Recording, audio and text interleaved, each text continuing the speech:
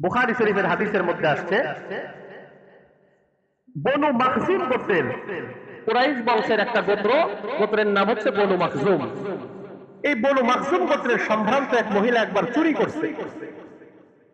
আর চুরি করলে চুরির শাস্তি হচ্ছে, আল্লাহ তাআলার আইনের বিধান হচ্ছে ওয়াসসারিকু ওয়াসসারিকাতু ফাকতাউ আইদিয়াহুমা জাযাআম বিমা কাসাবা নাকালাম মিনাল্লাহ। চুরি যে করবে, পুরুষ হোক অথবা মহিলা হোক, তাকে হাত কেটে দিতে হবে। এটা হলো চুরির বিচার। তো বনু মাখজুম গোত্রের এক মহিলা চুরি করছে একবার। বনু মাখজুম গোত্রের মহিলা যখন চুরি করছে, চুরি করার পর সমাজের মধ্যে যখন জানাজানি হয়ে গেছে, রাসূলের কাছে বিচারের জন্য যখন যাবে, তখন সাহাবায়ে কেরাম বড় পেরেশান, টেনশনে পড়ে গেছে। আয় রে, এটা তো রাসূলের বংশের মহিলা, উচ্চ পদস্থ একজন মহিলা, তাকে যদি বিচার করে হাত কেটে দেওয়া হয়, সমাজের মধ্যে একটা বদনাম ছড়ায় যাবে।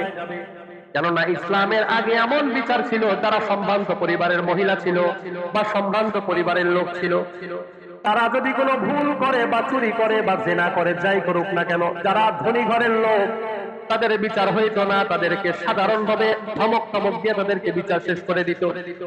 কিন্তু যারা গরিব মানুষ ছিল, যাদের টাকা পয়সার অভাব ছিল, টাকা পয়সা ছিল না, তাদেরকে পরিপূর্ণভাবে বিচার কার্যকর করা হইতো। এটা ইসলামের আগের যুগে। কিন্তু আমাদের নবী হযরত রাসূল কারীম সাল্লাল্লাহু আলাইহি ওয়াসাল্লাম তো ইনসাফের নবী। অপরদিকে আল্লাহ পাক রব্বুল আলামিন ইনসাফের নির্দেশ দিয়েছেন। ইনসাফের নবীর কাছে যখন বিচারের জন্য যাবে, যে বনু মাখজুম গোত্রের একজন মহিলা চুরি করছে, ইয়া রাসূলুল্লাহ, সাহাবায়ে কেরাম বড় টেনশনে পড়ে গেছে। হায় রে,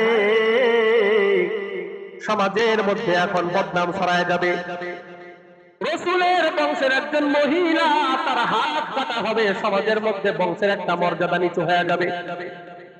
সাহাবায়ে কেরাম পরামর্শ করলো, কি করা যায়, রাসূলের কাছে কিভাবে সুপারিশ করা যায়। সাহাবায়ে কেরাম রাদিয়াল্লাহু তাআলা আলাইহিম আজমাইন পরামর্শ করলো, হায় রে, রাসূলের তো একজন নাতি আছে, পালক পুত্র ছেলে যায়েদ ইবনে উসামা ইবনে যায়েদ রাদিয়াল্লাহু তাআলা আনহু।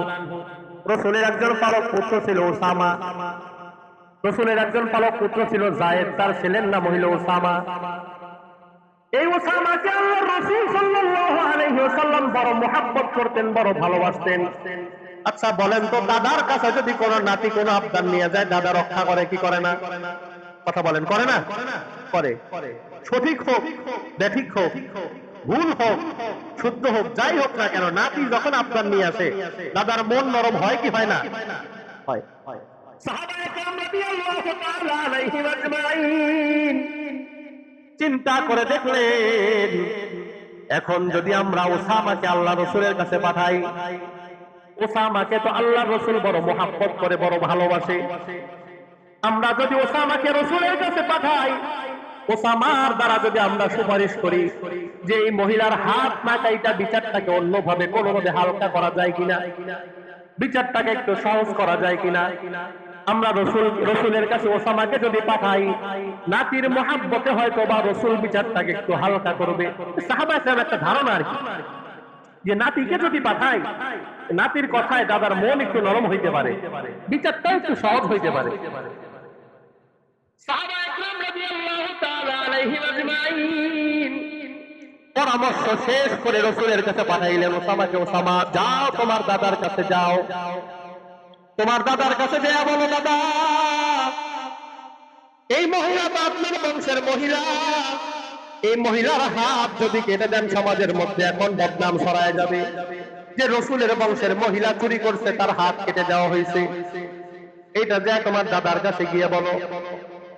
রাসূল আকরাম সাল্লাল্লাহু আলাইহি ওয়াসাল্লাম ঘরের মধ্যে বসা, হযরত ওসামা ইবনে যায়েদ রাদিয়াল্লাহু তাআলা আনহু নবীজির নাতি আয়েশা দাদার কোলের মধ্যে বসা বলে, দাদা, আপনার বংশের একজন মহিলা চুরি করছে। ও দাদা, এখন যদি আপনি তার বিচার করে হাত কেটে দেন, সমাজের মধ্যে বংশের একটা বদনাম হয়ে যাবে যে রাসূলের বংশের মহিলা চোর, চুরি করছে, চোরের কারণে হাত কেটে দেওয়া হয়েছে, একটা বদনাম হয়ে যাবে। নাতি যখন দাদার কাছে আবদার করছে, দাদার তো শান্ত থাকার কথা, চুপ থাকার কথা, তো বিচার বিবেচনা কইরা নাতির কথাটাও যেন দাদা রাখতে পারে, এই জন্য বিচারটা হালকা করা। আমাদের সমাজের মধ্যে যদি এমন হয় যে কেউ দোষ করে, দোষ করার পরে তার আপনজন যদি কোনো বিচারক থাকে বা কোনো নেতা থাকে, তার কাছে গেলে খুন করেও যদি যায়, তার কোনো সমস্যা হয়, তাকে মাফ করে দেওয়া হয়।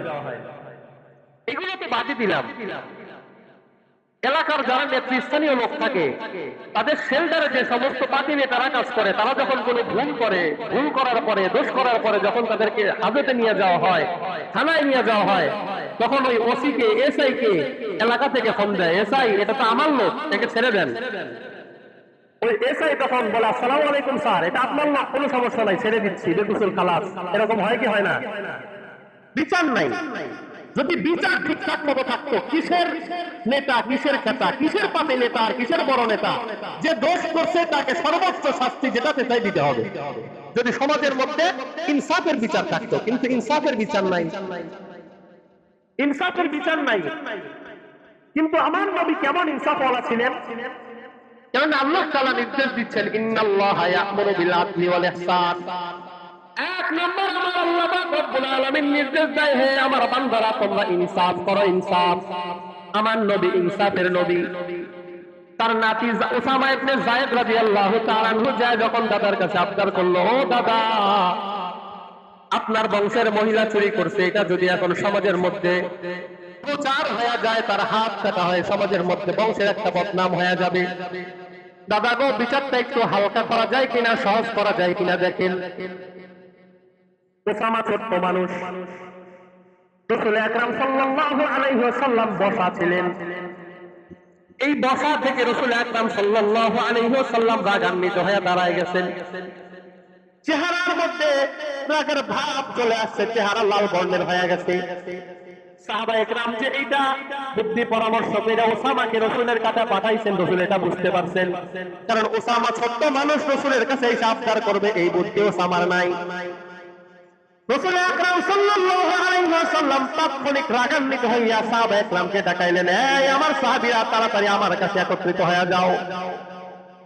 রাসূল আকরাম সাল্লাল্লাহু আলাইহি ওয়াসাল্লাম সমস্ত সাহাবীকে ডাকাইলেন। সাহাবীদেরকে ডাইকা বলে, এই আমার সাহাবীরা শোনো, তোমরাই বুঝি পরামর্শ করে ওসামাকে আমার নিকটে পাঠাইছো বিচারটা একটু হালকা করার জন্য। এই সাহাবা একরাম শোনো, তোমরা কি আমাকে আল্লাহর বিচারের বাইরে যাইতে বলো নাকি?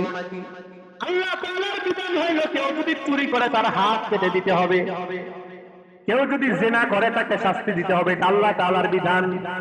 কিন্তু আমি নবী তো ইনসাফের নবী, আমি যদি এখন বিচার না কইরা অন্যরকম বিচার করি, তাহলে আল্লাহর আদালতে আমি নবী হিসেবে অপরাধী হব। তোমরা শুনে নাও, আমি নবী ইনসাফের নবী, আমার আল্লাহ আমাকে দুনিয়ার বুকে ইনসাফের নবী হিসেবে পাঠাইছেন। তখন আল্লাহ রাসূল একটা কথা বলেন, আল্লাহি লাউ আন্না ফাতেমাতা বিনতে মুহাম্মাদিন সারাকাত লাকাতাতু ইয়াদাহা। এই আমার সাহাবা একরাম শোনো, তোমরা তো বনু মখসুম গোত্রের একজন মহিলার ব্যাপারে সুপারিশ আমার কাছে পাঠাইছো, সুপারিশ দিয়ে পাঠাইছো। তোমরা ভালো করিয়া শুনিয়া নাও, আমি নবী ইনসাফের নবী, আমার আল্লাহ আমাকে ইনসাফ করার জন্য দুনিয়ায় পাঠাইছেন। তোমরা ভালো করিয়া শুনিয়া নাও, বনু মখসুম গোত্রের মহিলা তো বহুত দূরের কথা, আমার আপন কন্যা ফাতেমাও যদি চুরি করত, আমি আমার আপন কন্যা ফাতেমার হাতটাও কাইটা দিতাম। সুবহানাল্লাহ, কেমন ইনসাফের নবী! আল্লাহ রাসূল বলেন, যদি আমার মেয়ে আপন কন্যা ফাতেমাও চুরি করে, আমি তার হাতও কেটে দিব। বনু মখসুম গোত্রের মহিলা তো বহুত দূরের কথা। কেমন ইনসাফওয়ালা নবী ছিলেন! কিন্তু সমাজের মধ্যে কি এখন ইনসাফের বিচার আছে? ইনসাফের বিচার নাই। যদি বিচার থাকতো তাহলে এত হত্যা হয়, এত ডাকাতি হয়, এত জিনা বিচার হয়, এগুলোর বিচার কোথায়? এগুলোর